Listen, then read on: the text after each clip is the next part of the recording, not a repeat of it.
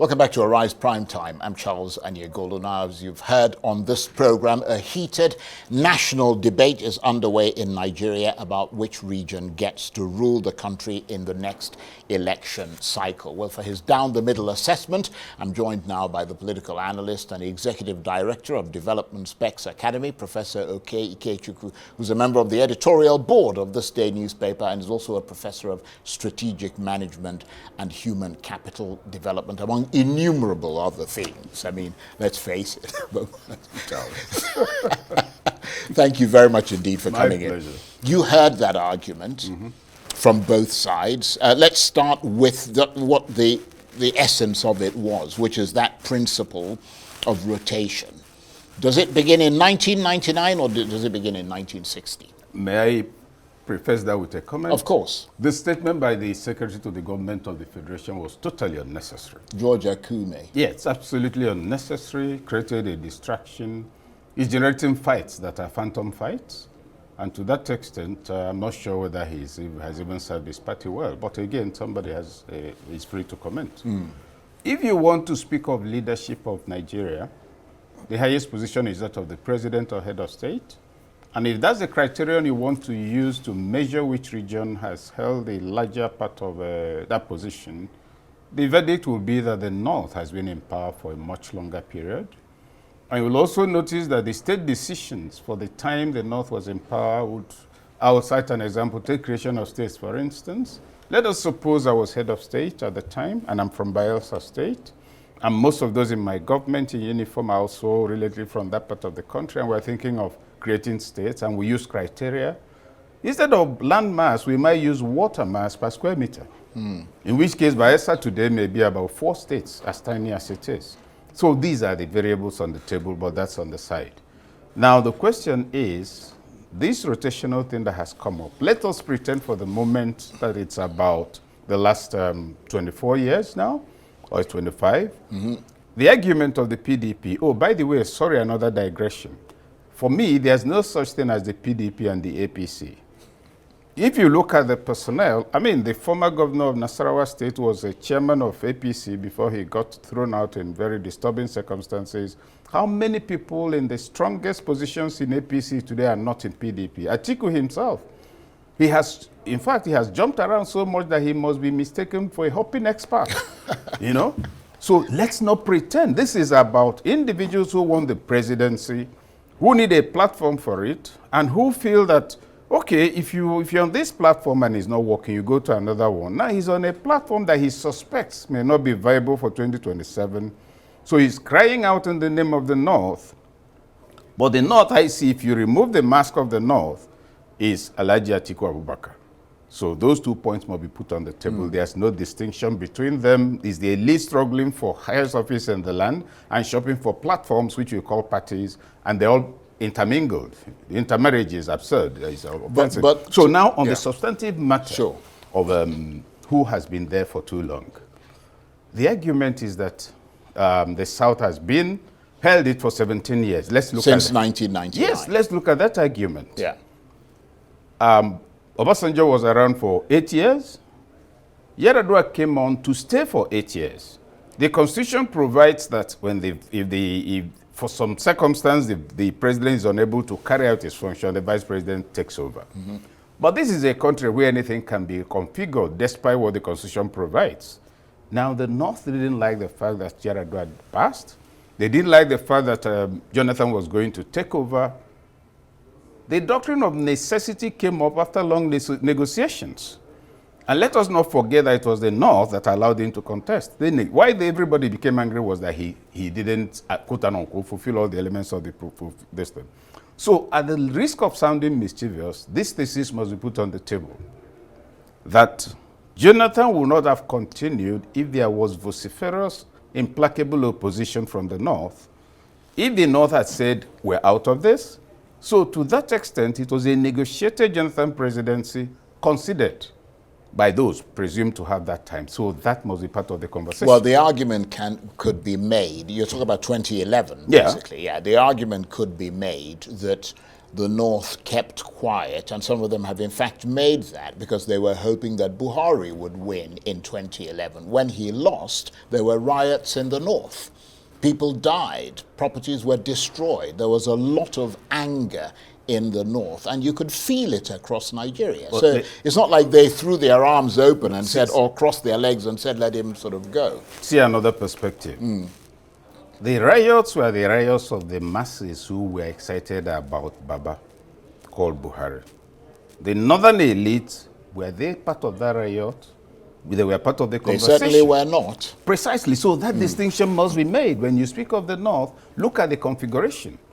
It didn't build up, it didn't drop political capital. It was just the people, the partly naked young boys and children all over the place. So that must be put on the table. Now, coming to the matter of what should happen now. For me, it's a question of political realism. Is it possible to dislodge the incumbent president? Question number one.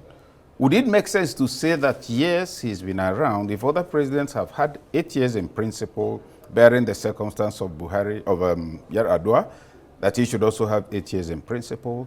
My take is that the aspiration to dislodge him will be somewhat delusional, speaking politically, and given the context in and which speaking realistically, in the context of Nigeria. Of the Nigerian state, of the political configurations at play, of the fact that the president himself is a great strategist, negotiator.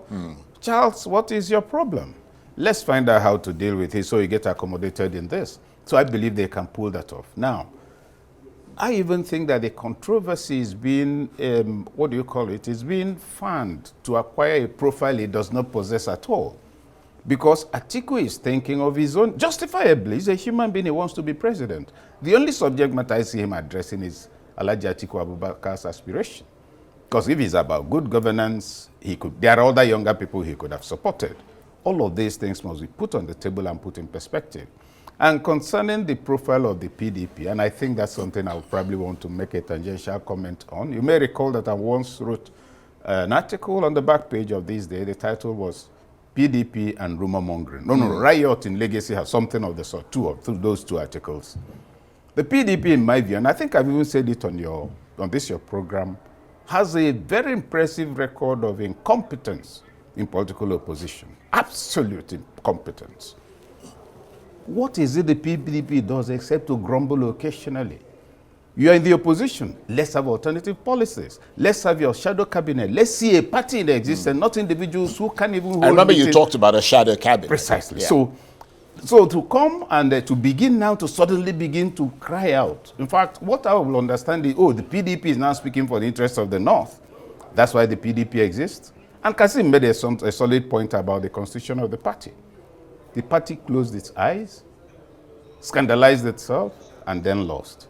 And all of that. So the argument about, the North has been in this, it doesn't wash. It's because of the right. Okay. Well, let me say this: that first of all, without taking sides, we need to establish I think the argument is not whether they can dislodge Tinubu in 2027. It is about establishing the principle.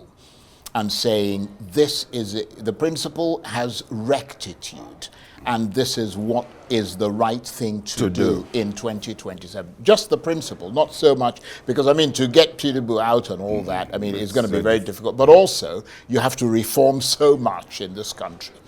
That's the first thing. The second thing is that the North also makes the argument that it is not fair on them to say that the North has been ruling this country for 48 years, because most of that time has been military rule through the barrel of a gun, where they themselves were subjected to dominance, just like any other person in the country, and they couldn't have done anything to get rid of that government. So it's not technically, they don't want to put ownership on those governments. You see the point I'm making? I see the point. Yeah. I agree in principle, because it's not like it was the North that organized and put them in place. So absolutely. I'm not interested in pushing that point. But let's even assume that the North has actually ruled for 48 years. It does not remove the fact that we're talking about the period of democratic governance. So I don't want to join the mischief of saying, oh, they've been around for 48 years, therefore. No, for the period they were around, what were the paradigms for engagement? By what processes were leaders thrown up? And all of that. It doesn't matter if those governments serve the interests of the North. If you look at the Buhari tenure, for instance, it can be described as having been a predominantly northern government. But not because he consulted the North. If anything, I think he did the greatest damage to the North by the kind of configuration he had in his government, which created the illusion that it was the North, whereas it was a man with his own parochial inclinations. So coming around to the principle, as you say, it will be difficult to argue successfully that the presidency should not be in the South by 2027. I can understand, it's in the context of that can I say, well, I understand why Akume said that, but I don't think he needed to. It's a political thing that will come up, contest will take place and the rest of it.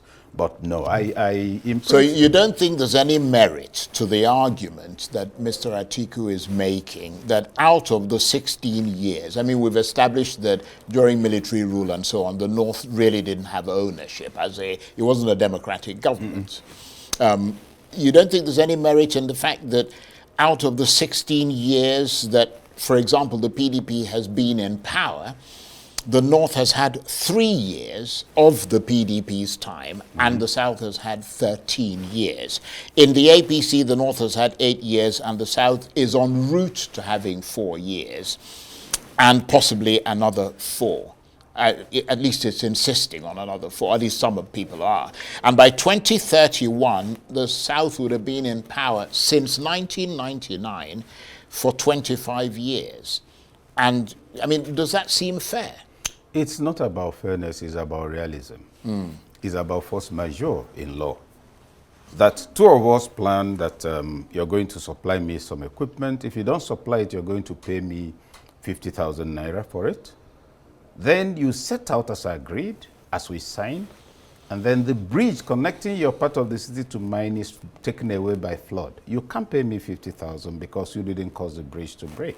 Indeed. So the crisis of the Yaradua-Jonathan era was force majeure. There was a constitutional provision for it. You cannot then on the basis of that say, no, it hadn't been the North. But also, Jonathan didn't have to do a full tenure, which was a concession, which was agreed on, which was plotted, etc. So if you give me your turn in a table tennis game, and then the next team comes up, you say, oh, remember I ceded a turn.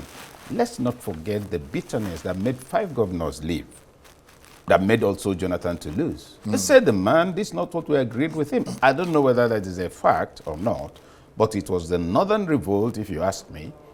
And even in spite of that, Jonathan could have won that election, because if 5 governors left and still APC could only beat him with about 2 million votes, it showed that that was his election. What am I leading up to? We can't at this moment be arguing fairness when we all invoked the doctrine of necessity, when we know that force majeure is a fact of life and a fact in law, when we know that there was negotiation, when you know that the North took a position, listen, after this, please be of good behavior, we'll allow you to go. So Atiku is making a point, but it will seem to me that that point, no matter how credible it might seem or sound, it's self-serving. I'm waiting to hear the North rally around that argument, since he says he's speaking for the North. I'm even waiting for PDP stalwarts to rally around that argument.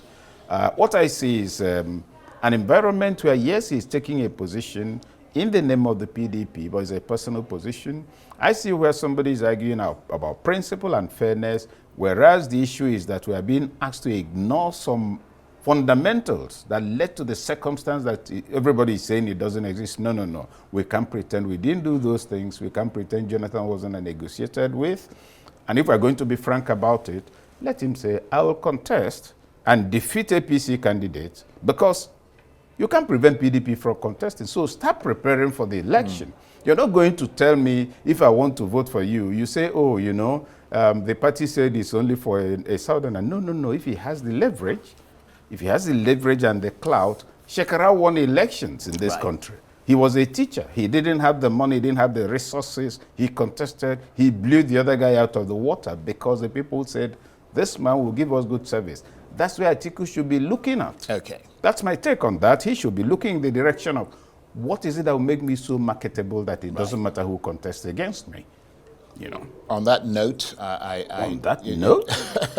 indeed, on that note, I'm afraid time is desperately against us. But I want to thank you very much indeed, Professor Okey Ikechukwu. I knew you'd make some very good analysis out of this and make sense for us. He is a political analyst, executive director of Development Specs Academy, a member of the editorial board of This Day newspaper, and a professor of strategic management and human capital development. Thank you very much indeed. My pleasure. That's it for this edition of Arise Prime Time. Join us again tomorrow. From me and the entire team here in Abuja, bye-bye. Thank you for watching.